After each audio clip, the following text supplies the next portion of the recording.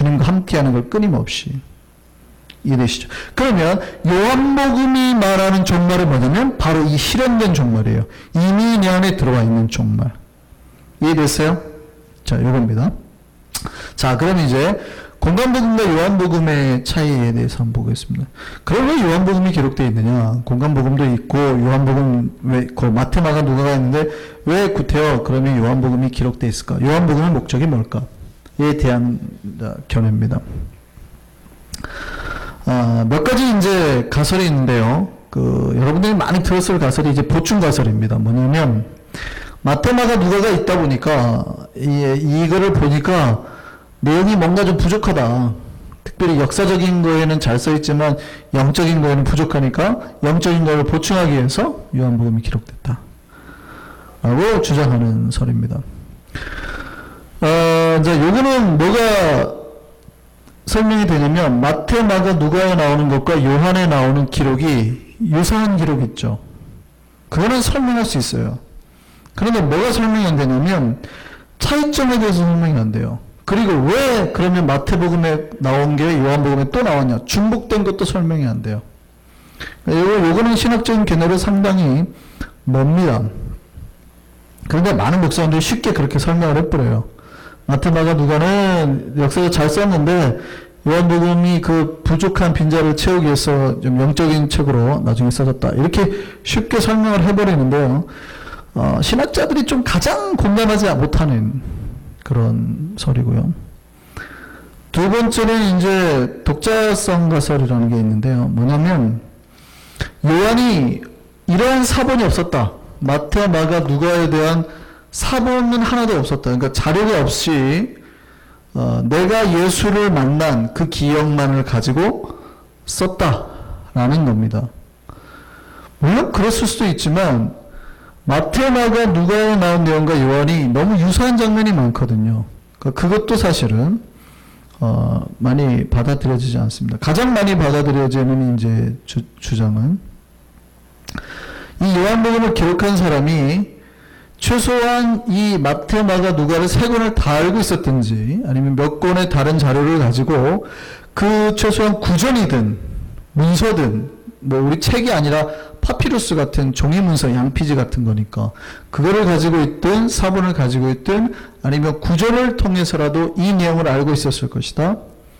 자, 그래가지고 거기에서 몇 가지 자료를 썼을 것이다.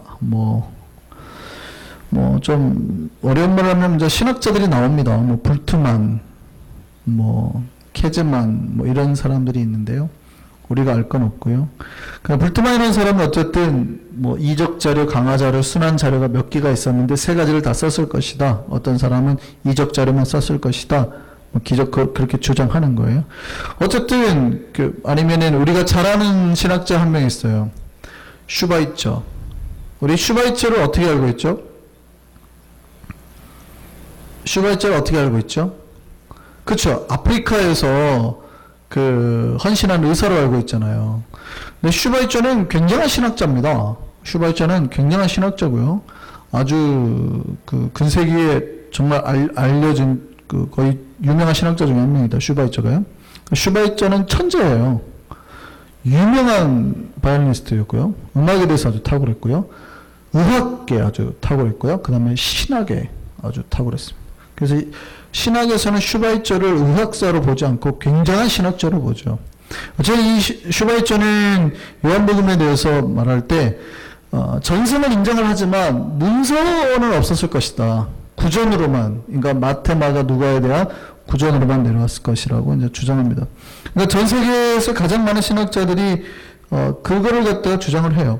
그러니까 전승이 분명히 있었고 어떤 자료가 있었고 나름대로 요한이 그거에 대한 그러니까 요한복음을 쓴 저자가 독자성을 가지고 그 자료를 보고 썼을 것이다 라고 이제 하는 게 가장 큰 정설이죠. 이런 얘기하면 힘드시나요? 혹시 요한복음은 어느 날 하나님이 요한에게 꿈에 나타나서 요한아 받아 써라 해가지고 기록했다고 생각하시는 분? 옛날에 물론 그렇게 하셨던 목사님들도 있습니다만 그렇게 안 합니다. 그것이 정설도 아니고요. 그렇게 해야지 신령하다고 생각하시는 분들도 몇 분 있어서 굉장히 극보수 교단, 최고로 보수적인 교단에서 제가 하는 말이에요. 이게 지금 아주 요즘에 극보수 교단에서 하는 얘기고요. 저희가 신학교에서 배우거나 할 때만 해도, 이제 물론 제가 뭐 할 때면 좀 훨씬 더 많이 더 진보적인 얘기도 많이 합니다. 그러니까 뭐 요한복음이 영지주의에 많이 물들었네, 많이 뭐 이런 얘기 하는데, 그건 뭐 어차피 신학적으로 자기가 논문을 쓰기 위해서 쓰는 거니까 뭐 상관없는 얘기지만, 어쨌든 이게 굉장히 지금 그 문서 사본 학교는 이거 굉장히 극보수적인 얘기입니다. 이거 아주 혹시 힘들어하시면 안 돼요. 어쨌든요. 자, 그럼 요한복음의 저자에 대해서 한번 보시죠. 아주 보수적인 교단에서는 요한복음을 누가 썼냐 그러면 요한이 썼다고 말합니다. 우리도 똑같이 누가 썼다고 그래요? 요한이 썼다고 인정합니다. 그냥 초대교부들은 다 요한이 썼다고 인정을 했어요. 초대교부들은. 여기 말하는 요한은 사도 요한입니다. 네, 사도 요한이 썼다고. 그런데 이제 2세기, BC 2세기만 돼도 그 히에라폴리스의 감독을 지낸 파피어스라는 사람이 요한복음의 저자를 사도 요한으로 보지 않고 벌써 2세기예요. 그 장로 요한으로 봅니다. 장로 요한. 오늘날에는 좀 더 다르게 봅니다.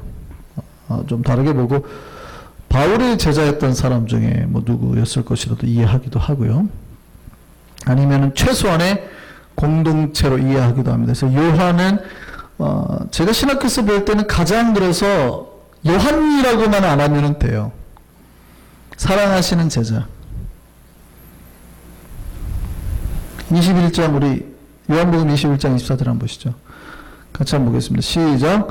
이 일들을 증언하고 이 일들을 기록한 누구예요? 제자 나오죠.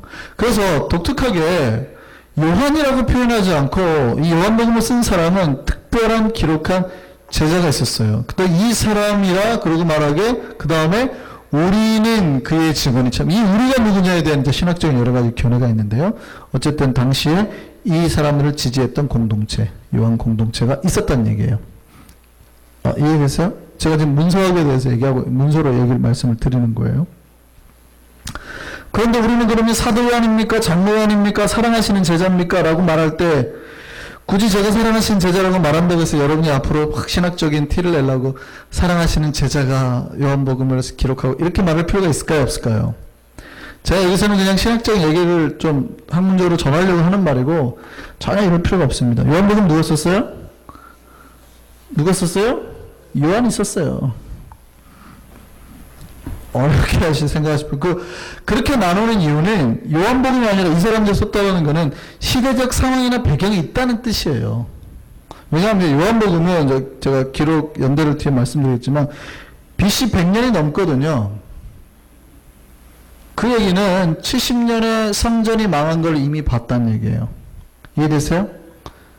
그러니까 예수님이 죽고 바로 써진 게 아니라 서신서가 먼저 쓰여지고 복음서가 나중에 쓰여지거든요. 근데 복음서가 마가복음이 제일 먼저 쓰여지고 다른 복음서가 쓰여지고 요한복음이 제일 마지막에 써요. 100년에서 125년 사이에 쓰여졌단 말이죠. 그러면 이미 예루살렘이 망한 걸 봤어요. 그러니까 나중에 요한복음 4장에 해석을 할 때 너희가 이 산에서도 말고 저 산에서도 말고 그때는 예배할 때가 오나니라는 얘기는 미래적인 표현이지만 이미 확실히 영과 진리로 예배할 때가 왔다는 표현이에요. 요한복음에서는 그게 예수님이 그 여인에게 한 말이지만 요한복음이 기록될 당시는 이미 예수님의 예언이 실현되었다고요. 이 말 이해되세요? 지금 이거? 예수님은 이미 그러니까 예를 들어서 BC 34년에 돌아가셨다 치죠. 예수님이 33살에 돌아가셨다고 생각해보세요. 30년 좀 전에 1년 전에 태어났지만 쉽게 우리가 계산해서 BC 30년에 예수님이 BC 33년에 돌아가셨다고 생각해보세요. 이때 돌아갔다고 치더라도 이게 100년이니까 70년이 지났잖아요. 근데 예루살렘이 벌써 70년을 망했거든요. 그러니까 이때 하신 얘기를 한참 뒤 후대 사람이 요한복음이 쓰여진 게 그때니까. 그러니까 요한복음이 쓰여졌을 때는 예수님이 예언한 영과 진리로 예배할 때가 오나니가 이미 실현됐죠. 이해되세요? 왜냐하면 예루살렘 성전이 없어져 버렸으니까. 누구냐에 따라서 신학자들이 보기에는 저자가 누구냐에 따라서 해석이 달라져 버리니까. 이해되세요? 그렇기 때문에 이제 저자가 중요해지는 건데, 우리 입장에서는 그게 중요해요, 안 중요해요? 별로 안 중요해요. 괜찮아요. 어차피 우리는 성경을 이렇게 신학적으로 해석할 필요가 없어요. 여러분이 성경을 읽을 때는 어떻게 받아들이면 돼요? 나에게 직접 하시는 말로 받아들이는. 이거는 이제 영성에서 주로 하는 방법인데요.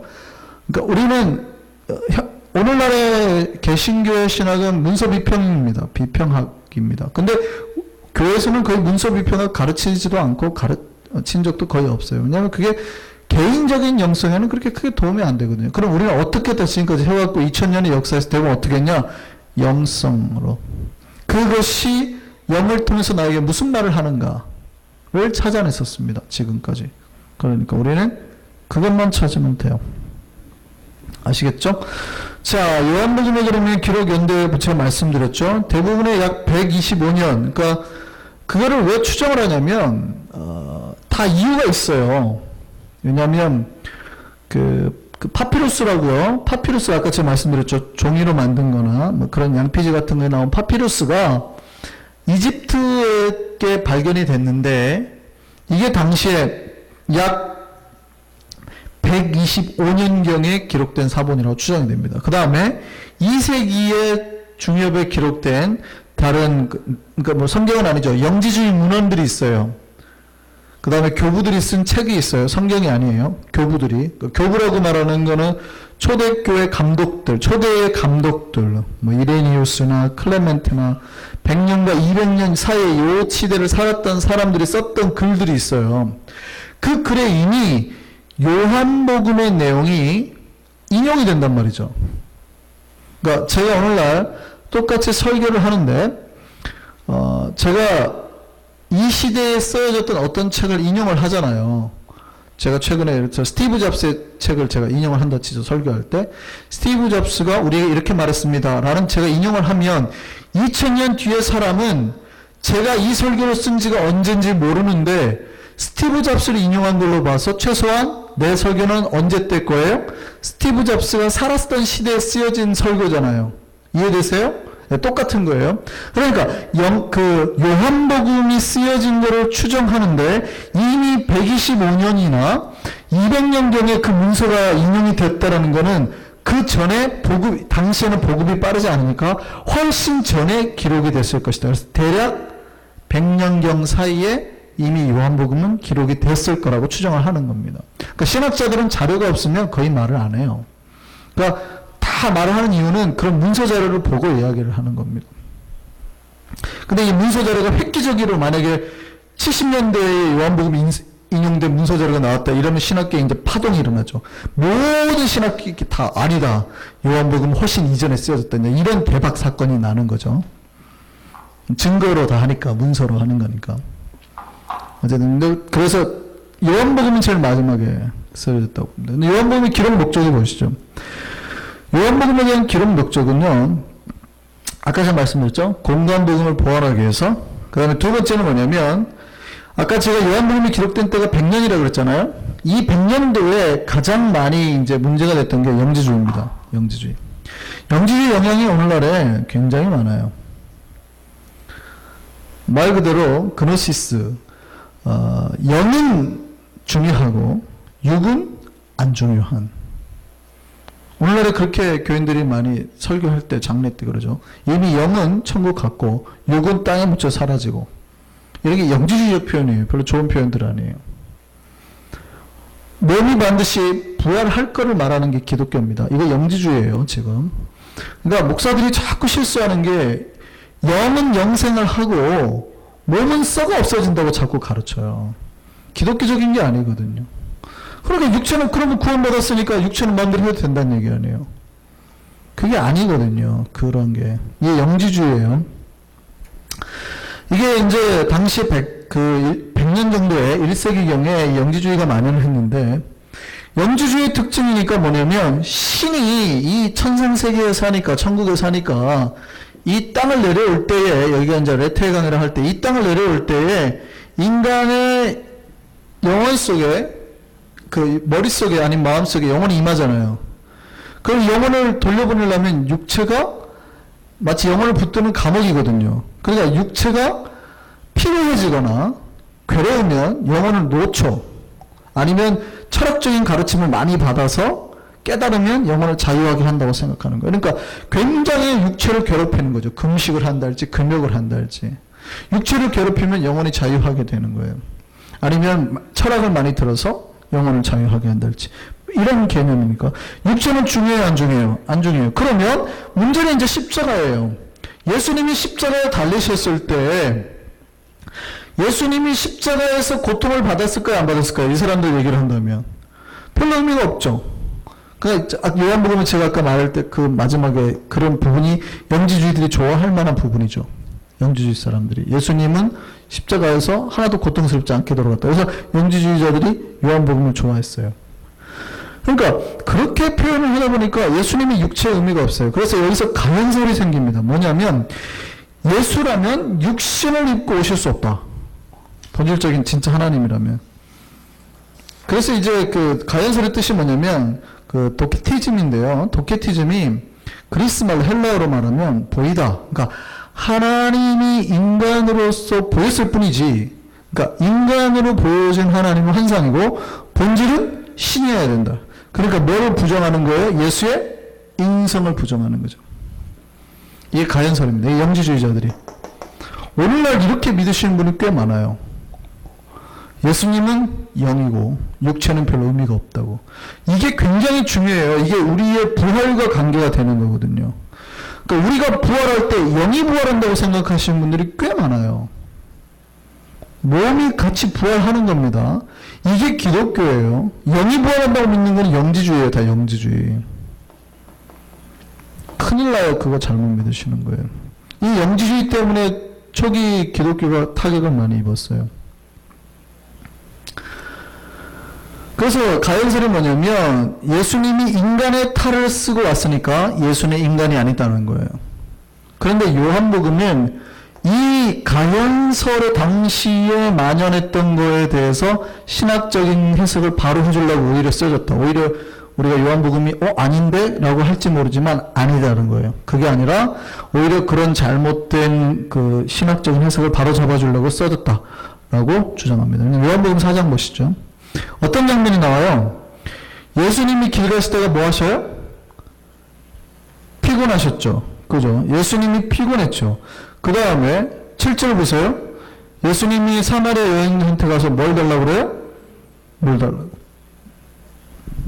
그러니까 이거는 뭐예요? 예수님이 지금 뭐를 가지고 계시다고요? 육체를 가지고 계시다고요. 또 요한복음 11장 35절입니다. 예수님이 뭐 하셨대요? 눈물을 흘리셨대요. 그 중에 그 다음에 19장입니다. 군인이 한창으로 옆구리를 찌르니 예수님 뭐가 나와요? 물과 피가 나왔다. 이 말씀들은 다 육신을 입고 오신 예수님을 보여주기 위한 거예요. 그래서 가장 핵심적인 말씀이 있죠. 요한복음이 쓰여진 가장 첫 번째 표현을 보면 요한복음 1장 말씀 볼까요? 요한복음 1장 14절입니다. 처음에 1장 1절이 태초에 말씀이 계시다네요. 말씀이 계시니라는데 그 말씀이 뭘로 왔다고요? 14절 나와 있습니다. 시작. 말씀이 육신이 되어. 이게 그 제일 중요해요. 이해되세요? 그러니까 요한복음은 이 영지주의에 대한 반대로 예수는 그 원래 태초에 계신 하나님이셨으나 반드시 뭘로 오셨다고요? 육신을 입고 오셨다는. 그래서 가연설을 극복하기 위해서 쓰였다라고 말하는 겁니다. 그래서 이제 영지주의가 요한복음이 시간 많이 가는데 영지주의가 물든 책이다 그렇게 주장하는 신학자들이 많았습니다. 그런데 영지주의에 물든 게 아니라 정확하게는 이미 당시에 영지주의에 물들어 있는 사람들에게 복음을 전하기 위해서 영지주의적인 표현을 쓴 거예요. 무슨 얘기냐면 우리가 좋아하는 게 제가 말씀드렸잖아요. 설교를 할 때 여러분들이 되게 쉽게 제가 설교를 한다 그러면 우리는 빛의 자녀입니다. 어둠에 거하면 안 됩니다. 이런 말 하면 빨리 알아들으시죠? 제가 무슨 말 하는지. 그죠? 빛의 자녀니까 어둠에 거하시면 안 돼요. 세상은 하나님은 빛이고 어둠은 사탄입니다. 우리는 낮에 있어야지 밤에 머물면 안 됩니다. 도시 구조가 명확하잖아요. 이 구조가 무슨 구조예요? 영지주의 구조예요. 이런 게 사실은 헬라적인 철학에서 온 거거든요. 헬라 철학에서. 히브리적 구조는 아니라고요. 원래. 근데 우리는 이렇게 설교하면 좋아하잖아요. 근데 이렇게 왜 설교를 목사님들이 해요? 왜 그럴까요? 이미 우리는 빛과 어두움이라는 도시 구조를 꽉 가지고 있거든요. 그 사람들을 이해하고 설득하기 위한 방법으로 우리가 잘 아는 구조를 가지고 설교를 한단 말이죠. 그러면 그 사람들 아하 우리가 빛에 구해야 되겠구나라고 오는 거예요. 그러면 제가 이 설교를 했을 때 제가 영지주의 사고를 가지고 하는 걸까요? 영지주의 속에 이미 빠져있는 우리들을 더 쉽게 설득하려고 이 표현을 쓰는 걸까요? 그렇죠. 그러니까 이 책이 영지주의 책이 아니라 영지주의의 당시 철학에 만연되어 있는 사람들을 구원해내기 위한 방식으로, 그래서 요한복음에는 빛도 많이 나오고요, 어둠도 많이 나오고요, 이런 이중적인 구조의 표현들이 되게 많아요. 그러니까 영지주의 책이 아니라 영지주의에 물들어 있는 사람들에게 복음을 준 거예요. 마치 이거는 미국에 살고 있는 우리 청년들에게 설교하는 것과 똑같아요. 여기 우리 아이들은 한국에 있는 아이들하고 굉장히 달라요. 그러니까 미국 문화와 한국 문화가 차이가 있는데 얘네들에게 설명하려면 미국 문화적인 방식으로 설교를 해야지 이해를 하지, 한국 아이들처럼 설교를 하면 잘 이해를 못 하더라고요. 특별히 제가 얘기를 할 때 킬로미터 이야기하면 미국에 사는 아이들이 알아들을까요? 여기에서 예루살렘까지 몇 킬로미터인데 알아들어요? 못 알아들어요. 그럼 최소한 도량형이라도 바꿔줘야 될 거 아니에요. 뭘로요? 마일로. 이해되시죠? 요한복음이 그런 책이라는 겁니다. 또요, 요거는 이제 뭐 좀 신학적인 표현인데요. 당시에 요한복음의 특징적인 측면인데요. 당시에 세례 요한을 추종했던 사람들이 꽤 많았습니다. 그래서 세례 요한을 추종했던 사람들을 바른 예수를 전하기 위해서, 그 얘기는 뭐냐면 마태, 마가, 누가는 세례 요한을 엘리야나 그다음에 선지자, 선각자인 개념으로 쓰는데요. 요한복음에서는 좀 다운시킵니다. 세례 요한을. 그러니까 세례 요한이 요한복음을 보면 와가지고 뭐라고 그러냐면, 당신이 진짜 선지자 맞습니까? 뭐 메시아 맞습니까? 질문하는 장면이 나오잖아요. 그렇게 이제 세례 요한을 조금 다운시키는 장면이 나와요. 그 이유는 뭐냐면 신학자들이 보기에 당시 1세기에 세례 요한의 추종자들이 아직 많았던 거예요. 그들에게 바른 세례 요한의 기준을 잡아주기 위해서. 제일 마지막은요. 자, 요한복음 20장 31절에 나오는 건데요. 자, 이것을 기록하는 게 성경에 기록되어 있죠. 같이 한번 볼까요? 시작. 오직 이것을 기록하는 너희가 뭐라 알게 하기 위해서 예수께서 하나님의 아들, 그 다음에 그리스도이심을 믿게 하려 하며. 이게 뭐예요? 기독론이에요. 예수가 하나님의 아들이요, 그 예수가 약속된 그리스도요, 그 사람을 믿는 자마다 생명을 얻게 하려는 것. 자, 이 해석이 두 가지입니다. 사실은 사본에 따라서 이 믿는다라는 게 원래 이제 헬라어로 따지면 피스티스인데요. 이게 이제 해석이 두 가지로 됩니다. 이제 스페니쉬를 배워보신 분들은 알겠지만 스페니쉬를 배우면 뒤에가 바뀌잖아요. 이렇게 뒤에가 바뀌는 거에 따라 동사가 있으면 동사에 예를 들어서 헬라어의 스페니쉬의 꼬모가 먹다예요. 사실은 꼬메르인데 이게 이제 인피니티브한 부정형이거든요. 먹다인데 이거에서 변화가 와요. 꼬모, 그럼 내가 먹다, 뭐 꼬메, 그러면 그가 먹다, 이렇게 바뀌어요. 마찬가지로 헬라어도 동사가 바뀝니다. 그 뒤에 말들이. 그래서 이게 현재형으로 해석이 될 수도 있고요. 아니면 부정과거형으로 해석이 될 수 있는데, 현재어로 했을 때는 피스티스라는 믿음이라는 단어가 피스투에테, 아니면 부정과거형에는 피스투세테로 바뀔 수 있어요. 해석이 좀 달라질 수 있다는 얘기예요. 자, 현재형으로 해석하면 이런 뜻이에요. 뭐냐면 교회 안에서 발생하는 잘못된 예수님에 대한 이해와 해석의 측면에서 예수가 하나님의 아들이라는 사실을 증거하기 위해서. 부정과거형을 해석하면 예수 그리스도가 하나님의 아들이니까 믿고 구원하기 위해서, 전도하기 위해서. 근데 이 사본에 따라서 어디는 현재형으로, 어디는 부정과거형으로 사본이 번역을 해놨어요. 해석은 신학자들이 어느 쪽이든지 의견이 굉장히 5대5예요. 아주 팽팽해요. 근데 두 가지 다 해석할 수 있죠. 그러면 믿고 구원받게 하려 함이란 뭐예요? 교회 안에 있는 사람이든지 교회 바깥에 있는 사람이든지 요한복음을 읽고 예수가 누군지 바로 알으라는 거예요. 그리고 영생을 취하라. 그리고 듣는 사람이라면 누구든지 구원함으로 들어오라는 거예요. 그 요한복음을 기록한 목적이죠. 그럼 이제 여러분이 앞으로 요한복음 강의를 들을 때 뭘 잡으셔야 되겠습니까? 예수가 나에게 어떤 존재인지, 정말 예수가 나에게 생명인지, 그리고 내가 전할 예수가 정말 내가 생명을 전하고 있는지, 저를 살릴 수 있는 존재인지를 여러분이 읽으시면서 찾아야 된다는 거예요. 이게 요한복음을 기록한 목적이에요. 이해되셨어요? 오늘은 첫 서론 강의라 신학적으로 좀 어려운 얘기들도 몇 번 나왔는데 들어서 다 이해하실 만한 내용인가요? 어려운 내용은 없었습니다. 그죠? 좀 어려우셨나요? 처음이라 그렇고요. 다음부터는 제가 신학적인 내용을 많이 전하지 않고 정말 우리가 깨달을 만한 영의 말들로 바꿔서 전할 테니까 우리 앞으로 이제 요한복음을 시작합니다. 요한복음은 정말 은혜 덩어리예요. 모든 것마다 은혜 덩어리예요. 우리 요한복음을 통해서 하나님의 말씀 다시 깨닫고 예수가 나에게 누군지 다시 깨닫는 시간 됐으면 좋겠습니다. 우리 기도하겠습니다.